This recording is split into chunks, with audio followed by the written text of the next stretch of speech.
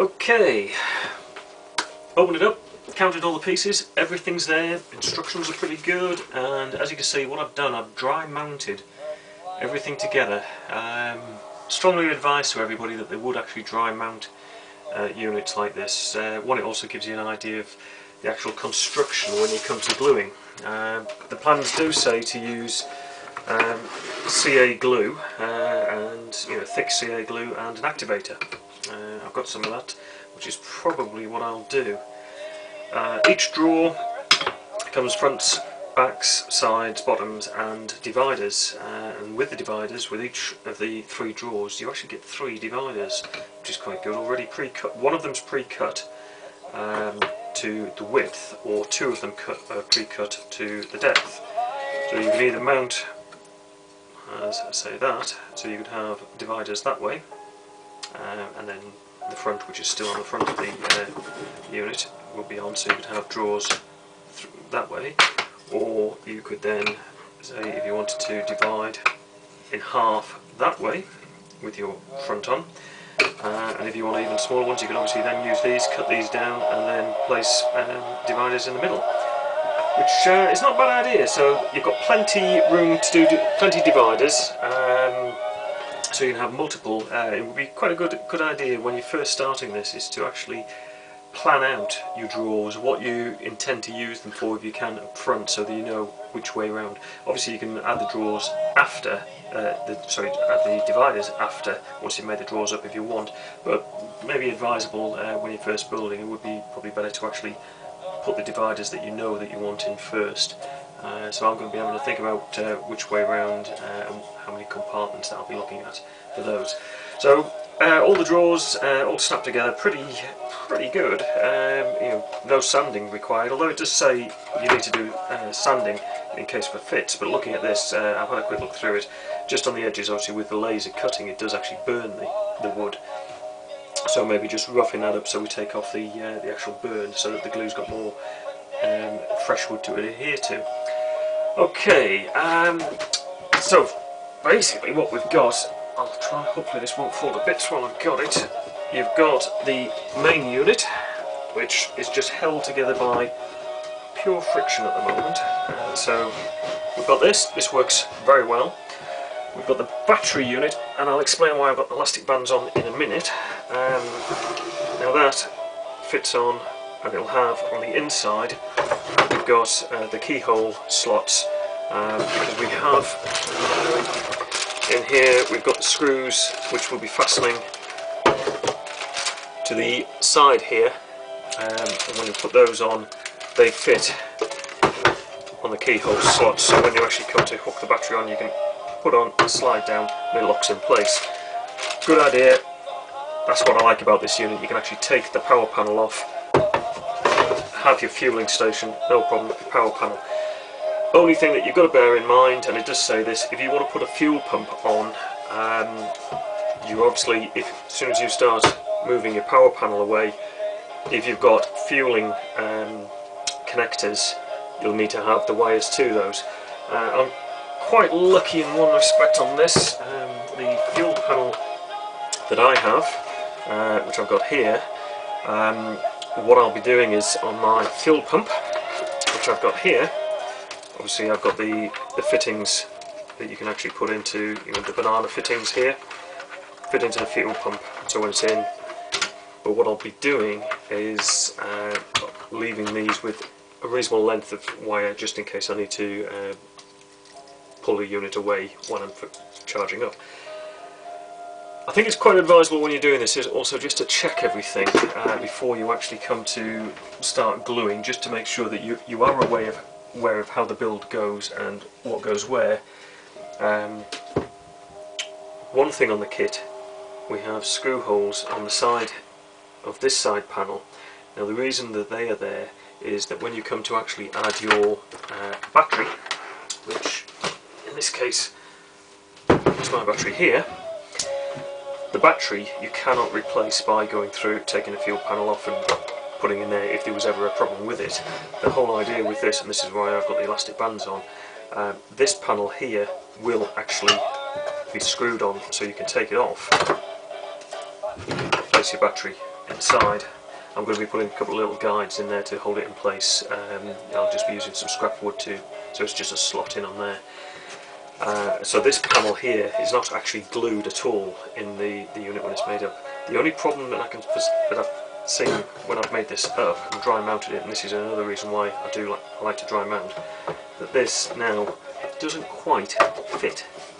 You know, I can sort of push it together because nothing's glued yet. The problem is when it is actually glued, you won't be able to sort of start pulling the sides away. So what I'll probably do is, when I glue this together, I'll glue it all together with this side panel in place, so that when the glue has set, this panel here will be in a slide fit. And you see like there, that back panel moves a little bit. So when that's in together, that will be glued, so when I take it out, I won't be getting that effect. So that's just one thing that you need to look at when we do this. The other thing as well, obviously when you're doing things like this, is to check everything fits. I'll just move that across a little bit. For example, the power panel. Again, what I've done, I've got my clips, my panel, and I'm lucky that it actually fits the pre-cut hole. I don't have to wire it at all. Everything fits okay. The only thing with these panels is the vac-formed back plate, which you would sandwich between as you actually put on. When you sandwich it, I don't know whether you can see on here, there's a little bit of a lip on here. So what I'll put, and on the bottom, just a little bit, I like to have things neat. So what I'll probably be doing is trimming this back so that when I actually have this panel in place and it screws in, I don't have any of this back pushing up. So that's the basic construction for the side panel and power panel. What I'm going to be doing now is having a look at the remainder of the unit, which will be the actual unit here. I'm going to have to pop each one of these drawers out. I'll just clean up the little edges when we've done that. The thing I like about this kit as well, although it's supplied with a very handy fuel bottle, which I'm going to be measuring out, so I'll be able to work out how many tanks I'll be able to get out of one full tank. You've actually got this view guide here. That's something SIG put in, that you can actually see straight away whether your tank's full, rather than having to try and lift out your bottle and see what level you've got. One of the things I did notice, you get your handles, great handles, super. The only problem is they're very tight. I can't actually do a dry fit of this, and to do this when you're actually trying to glue and then suddenly find that these don't fit, it's quite handy now with a dry fit to know that I'm going to just have to take a little bit off the end just so I can get a nice fit in those. So that's something I'm going to be doing. So that's one thing. Now, with it being able to have a fuel pump, which I've got, I bought one of these little pumps to be able to put on here, and I've got my fuel. It's actually getting the position of where I'm going to actually place this unit. What I'm going to do is actually drill a hole in here, what I'll probably do is take it enough to take the motor, and then I'll mount maybe a couple of blocks just so that this is sat in here and they drop in there. So that's one thing I'm going to be doing. We have all of the handles. There's these guides here. These are for actually to go underneath. So these will be sitting there, and I'll have one on the other side. So the unit's actually off the ground, so you never have the whole unit on the bottom. Likewise, on the power panel, they actually go that way on. So again, what we'll be doing, what I'll be doing with those is I'll be cutting those short, so that when it's again sat on the field, you're not actually sitting the whole bottom on the grass or your tarmac, depending on what you've got on as a field. So that's another couple of things to do. Rails. These rails are for inside.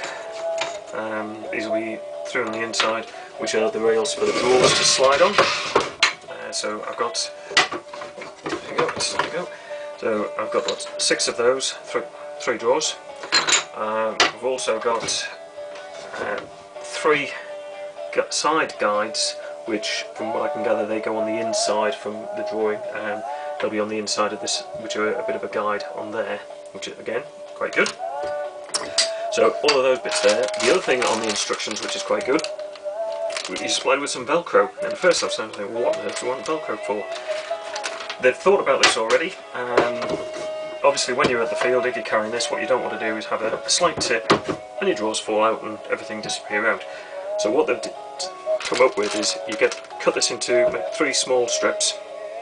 On the back of each of your drawers, you would then place the Velcro together as a male and female piece. So you'd cut a small piece off. Keeping them both together, you'd stick them one on the side there, leaving the adhesive side on the back available, so that when you then slide the drawer in, as you slide it to the back, so as this comes to the back of the unit, the other part of the Velcro touches the back wall. You keep it there, give it a little bit of a push so it sticks, and then when you pull it away, with any luck, whether it be the male or the female part of the Velcro will stay stuck to the back of the unit. And the idea is that you can pull your drawer out, take your pieces out, whatever you need to do, and when you push it back in, and you push it back, it just has that little bit of a lock with the Velcro, so the drawer sticks to the back and it won't fall out, but there's enough grip to be able to then just pull it when you need to pull it, rather than it just coming out when it wants to come out. So all in all, everything's there. It looks a fantastic bit of kit. All the pieces are cut well. As you can see, they're very, very accurate, obviously with laser cutting. SIG know what they're doing, they've been doing this for long enough. They do suggest to use CA glue and activator to work it. The plans are very comprehensive, step by step, which bit to do first, how to do it. In theory, what they're saying is, use your set squares, get your mini set squares, so that you can put those in when you're gluing it. Make sure everything's right. The beauty with this, the way it's been cut, it's almost square anyway. So the only ones that I think you're really going to sort of possibly need to take care on is when you come to doing the drawers, to make sure the drawers are square so they slide in and out. Obviously if there's any binding, a little bit of sanding, no problem. So really, based on that, there's very little for me to actually do to the unit before I actually start gluing it. The only things that I think I'll probably be doing are to do with the fuel tank, being able to mount my motor. So I'll be actually drilling a hole of this diameter to be able to sit through, and then I'll be mounting some blocks on. Mounting the blocks on I can do after the unit's put together, but drilling the hole, it'll be better to do that now before I start trying to assemble it, rather than trying to drill something once it's all assembled. So that's one thing that I'm going to be doing. Obviously there's the battery, trimming that, well I can do that, that doesn't need to be done until after the unit's assembled, not a problem. The only other thing would be when it comes to mounting the battery, with this side panel that has the 4 screw holes to be able to take in and out, would be then to mount the runners on the inside. So I'll take that off. I'll just show these as an example. I won't use these, but I'll show these. So when you place your battery in, what I'll probably be doing is mounting a couple of little guide rods myself in there. I'll maybe put the battery in, glue them in place so that it's a nice snug fit. What I don't want to do is have something that, when you pick it up the battery starts sliding around, and especially the side panels, just a screw on, I don't want this thing bashing around. So again, because we've got the air holes for the ventilation and the sides, what I may do is not only have guides top on the sides, I may put one at the back and one at the front, so that I actually, when I put it in, I actually sit it down in rather than a sliding. That way it's going to stop riding around too much. I was thinking about putting maybe a Velcro strap in or a cross or whatever, but I think that's going to start getting a little bit too much for what it is. If you need that much, it must mean you're throwing your unit around, which you shouldn't really be doing. So I've checked everything. Once you've got your panels, the only other thing I did have a look at was the starter motor. So if we pull those down slightly so I can work on that, I'll take that down. right, power panel there. This is where this, I can't actually get that through. So what I'll probably be doing is, just maybe just trying to do a little bit of a sand, not much. You don't want to take it off. A nice good snug fit, because obviously you're going to glue it through there.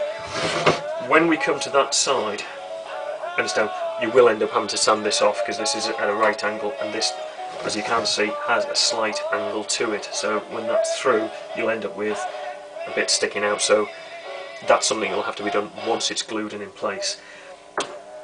With your actual starter motor, that's mine, little JP Power Torque. It's not one of the highest torques, but it's it does what I need. Starts my planes, no problem. That sits in. Obviously you're going to have your cables. Now the cables for this will again then go around and be into my power panel. I could have taken these off, put some crocodiles, fed it through so it's on the battery, but it seems daft, especially if this ever goes. I'd rather be able to just plug that in. The only thing I could foresee, now unfortunately I can't do it until I've actually got that in, I'll just use that as an example for the moment. If that's in there, just when you're putting it in, it's quite snug to where the handle is. So when you're actually going for this, you can't just grab the thing, you'll be going from the side. But again, it's alright, helps with keeping things secure when it's in transit. So that's it, that's the first part. What I'll try and do now is do on some more parts to this, the build as it goes. I don't think I'll be doing one of these videos where it's all sort of like, you see someone sort of suddenly speeded up doing the full glue. I don't really do that. I'm not the quickest of builders, but I do like to make things right where I can. So I'll be spending a bit of time making sure it's right. Once it's all finished, obviously we've got this, the burn that you see around on various places. I will be sanding this down, so I'll probably be sanding this all clean, and I've decided I think I'm going to varnish this. You could paint it, but I mean, like SIG say in the instructions, this is it's a good wood, a nice high gloss varnish. I think wood tends to lead to a very smart bit of kit.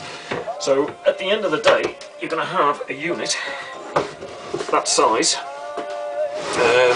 which it's, let's get it right there. So it's going to be a reasonable size. You're going to have your handle here. You'll be able to pick the whole lot up in one go, or when you've got that one on, you'll be able to pick that one up as a separate piece, take that one away, and have your fueling station as another. So first things first for me, I'm going to be marking up for the fuel pump. I'm going to be drilling a hole in here so that I can have the fuel pump come in.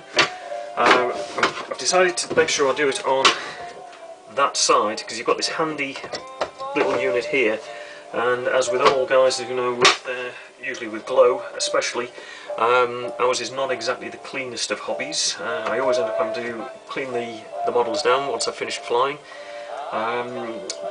which usually means carrying some form of cleaner, one of these spray guns. That will fit in there just nicely. In the top I'll be able to keep, or in the drawers, some folded up bag. Obviously the actual cleaning, i.e. like your kitchen roll or whatever, happens to fit in there perfectly. So once if you're going to have your handle on there, great.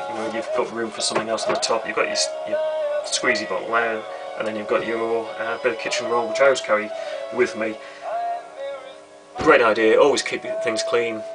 Keeps your fields clean. Always take a bag with you. You can shove a bag in there with you, one of these shopping bags, so that any of your kitchen roll, once you've used it and want to clean your pipe, take it home with you. Don't leave it at the field. Don't let it fly away. Keep the sides clean. Keeps our hobby clean. So that's it. And I'll keep posting sort of stages as we go. And hopefully, once it's all finished, I'll do a final video as well. Okay. Cheers.